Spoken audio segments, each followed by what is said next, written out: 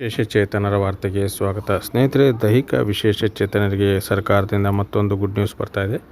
ಆ ನ್ಯೂಸ್ ಯಾವುದೆಲ್ಲ ಪ್ರಯೋಜನ ನಿಮಗೆ ಸಿಗಲಿದೆ ಅಂತಕ್ಕಂಥ ಮಾಹಿತಿಯನ್ನು ಇವತ್ತು ತಂದಿದ್ದೀನಿ. ದಯವಿಟ್ಟು ನಮ್ಮ ಚಾನಲ್ ಯಾರೆಲ್ಲ ಹೊಸದಾಗಿ ನೋಡ್ತಾ ಇದ್ದಾರೆ, ಚಾನಲ್ ಸಬ್ಸ್ಕ್ರೈಬ್ ಆಗಿಲ್ಲ ಅಂದರೆ ಈ ವಿಶೇಷಚೇತನರ ವಾರ್ತೆ ಟೆಕ್ ಚಾನಲ್ಗೆ ಸಬ್ಸ್ಕ್ರೈಬ್ ಮಾಡಿಕೊಂಡು ಒಂದು ವಿಡಿಯೋಗೆ ಲೈಕ್ ಕೊಡಿ ಮತ್ತು ಪ್ರತಿದಿನ ನಮ್ಮ ಚಾನಲನ್ನು ಇದೇ ರೀತಿ ವೀಕ್ಷಣೆ ಮಾಡಿ.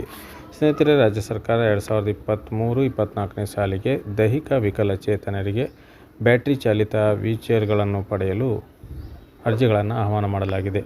ಅದಕ್ಕೆ ಯಾವೆಲ್ಲ ಮಾನದಂಡಗಳನ್ನು ಸರ್ಕಾರ ನಿಗದಿ ಮಾಡಿದೆ ಮತ್ತು ಎಲ್ಲಿ ಅರ್ಜಿ ಸಲ್ಲಿಸಬೇಕಂತ ವಿಚಾರನ ಇವತ್ತು ನಿಮಗೆ ಈ ವಿಡಿಯೋದಲ್ಲಿ ತಿಳಿಸ್ತಾ ಹೋಗ್ತೀನಿ.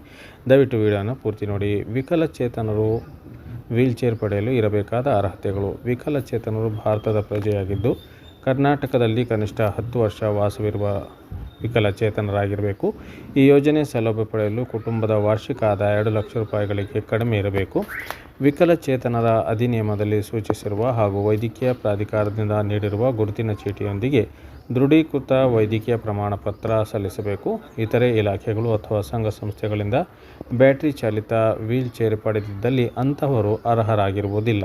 ಅಂದರೆ ಹಿಂದೆ ನೀವು ಪಡೆದಿದ್ದರೆ ಅವರಿಗೆ ಈ ಒಂದು ವೀಲ್ಚೇರ್ ಪಡೆಯೋಕ್ಕೆ ಅವಕಾಶ ಇರುವುದಿಲ್ಲ.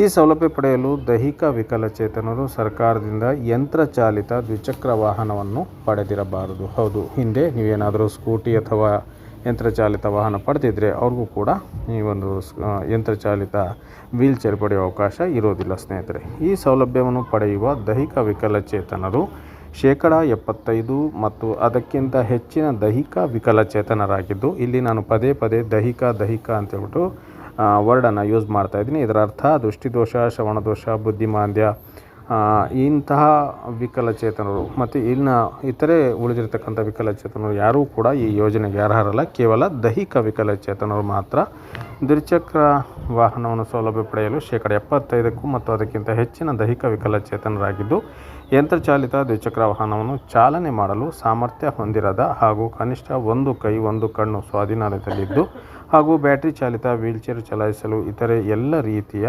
ಸದೃಢವಾಗಿರುವ ವಿಕಲಚೇತನರಾಗಿರಬೇಕು. ಅವರಿಗೆ 1 ಕಣ್ಣಾರು ಅಥವಾ 1 ಕೈ ಆದವರಿಗೆ ಸದೃಢವಾಗಿರಬೇಕು ಅಂತೇಳ್ಬಿಟ್ಟು ಇವರು ಹೇಳ್ತಾ ಇದ್ದಾರೆ.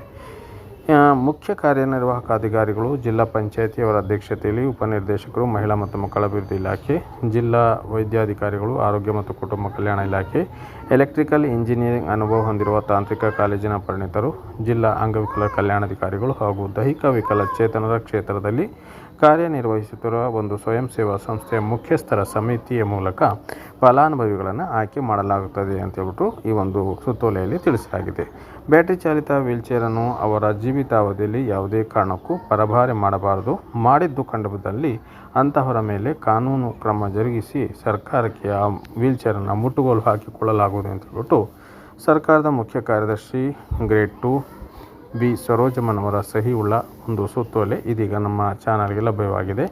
ದಯವಿಟ್ಟು ಸ್ನೇಹಿತರೆ, ವೀಲ್ಚೇರು ಯಾರೆಲ್ಲ ಇದುವರೆಗೆ ಸ್ಕೂಟಿ ಪಡೆದಿಲ್ಲ ಅಂತಹ ವಿಶೇಷಚೇತನರು ಬ್ಯಾಟ್ರಿ ಚಾಲಿತ ವೀಲ್ಚೇರನ್ನು ಪಡ್ಕೊಂಡು ನೀವು ಸದೃಢ ಜೀವನವನ್ನು ನಡೆಸಬೇಕು ಅಂತೇಳ್ಬಿಟ್ಟು ಕೋರ್ತಾ ಇಂದಿನ ವಿಡಿಯೋನ ಮುಗಿಸ್ತಾ ಇದ್ದೀನಿ. ಮುಂದಿನ ಮಾಹಿತಿಯನ್ನು ಯಾವ ರೀತಿ ಅರ್ಜಿ ಸಲ್ಲಿಸಬೇಕು, ಎಲ್ಲಿ ಯಾವೆಲ್ಲ ದಾಖಲಾತಿ ಹಾಕಬೇಕು ಅಂತ ಹೇಳ್ಬಿಟ್ಟು ನಿಮಗೆ ಮುಂದಿನ ವಿಡಿಯೋದಲ್ಲಿ ತಿಳಿಸ್ತೀನಿ. ಅಲ್ಲಿವರೆಗೆ ನಮಸ್ಕಾರ.